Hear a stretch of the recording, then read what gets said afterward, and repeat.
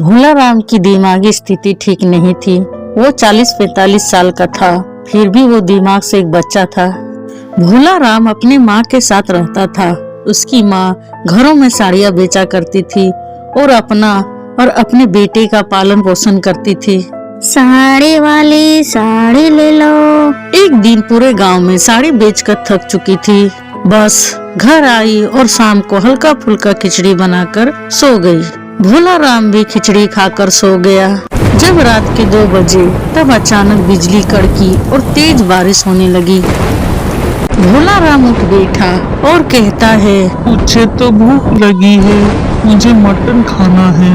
मैं जाता हूँ, माँ को उठाता हूँ। भोला राम अपने माँ के कमरे के दरवाजे के पास पहुँचा और अपने माँ को जोर जोर से आवाज लगाई, माँ उठो ना, मुझे मटन खाना है। पर माँ दिन भर साड़ियाँ बेचकर थक चुकी थी, वो नहीं उठी। भोलानाथ किचन में मटन पकाने लगा। तभी भोलानाथ की नजर खिड़की में पड़ी, जहाँ एक औरत पानी में भीगते हुए भोलानाथ की तरफ बढ़ रही थी। भोलानाथ को समझ नहीं आया, इतनी रात को वो भी 2 बजे ऐसे पानी में भीगते हुए कौन आ सकती है। उसका ध्यान सिर्फ मटन पर था। तभी वहाँ खिड़की में वो औरत आई, जो देखने में बहुत ही डरावनी लग रही थी। मटन दो। मैं मटन नहीं दूंगा, भागो यहाँ से, नहीं तो मैं तुम्हें मारूंगा। मुझे मटन चाहिए, बहुत भूख लगी है। और मैंने कहा ना, मैं तुम्हें मटन नहीं दूंगा। इतने में वो औरत अचानक से भोलानाथ के सामने आ गई।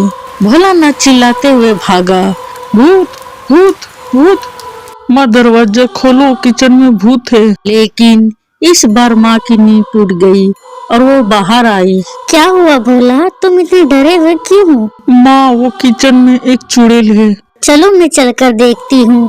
भोलानाथ और उसकी माँ जब किचन में पहुँची तो वहाँ का नजारा देख वो दोनों पूरी तरह डर जाते हैं। वो चुड़ैल मजे से मटन खा रही थी। चुड़ैल भोलानाथ और उसकी माँ को देखकर बहुत गुस्से में थी और इतनी जोरों से चिल्लाई। चुड़ैल की चिल्लाने की आवाज सुन भोलानाथ और उसकी माँ बहुत तेजी से भागी और जाकर अपने कमरे में छिप गई और रात भर हनुमान चालीसा का पाठ किया। जय हनुमान ज्ञान गुण सागर, जय कपिस्ते लोक उजागर, रामदूत अतुलित बलधामा, अंजनी पुत्र पवन सुत नामा। लेकिन रात भर किचन में गिरने की आवाजें, खाने की आवाजें आती रही।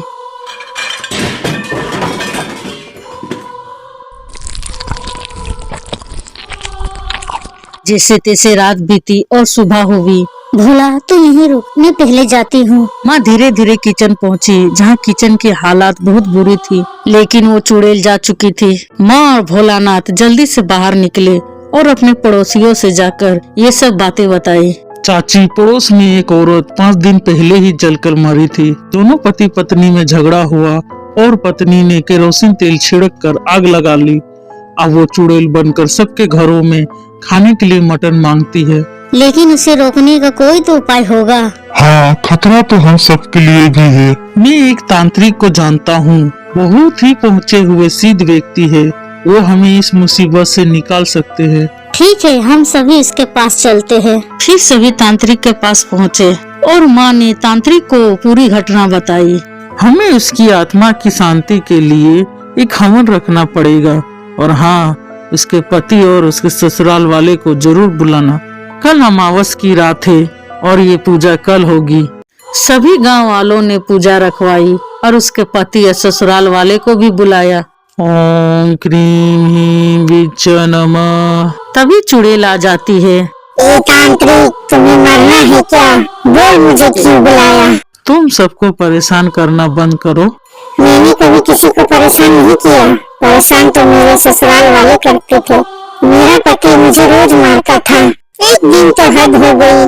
मैंने जब अपने पति से कहा मुझे मटन खाने का मन कर रहा है, तो वो मुझे बहुत बुरी तरह से मारने लगे। ये सब मुझसे बर्दाश्त नहीं हुआ, इसलिए मैंने आत्महत्या कर ली। तुम्हारा पूरा ससुराल वाले यहाँ पर है और ये तुम्हारा पति भी है।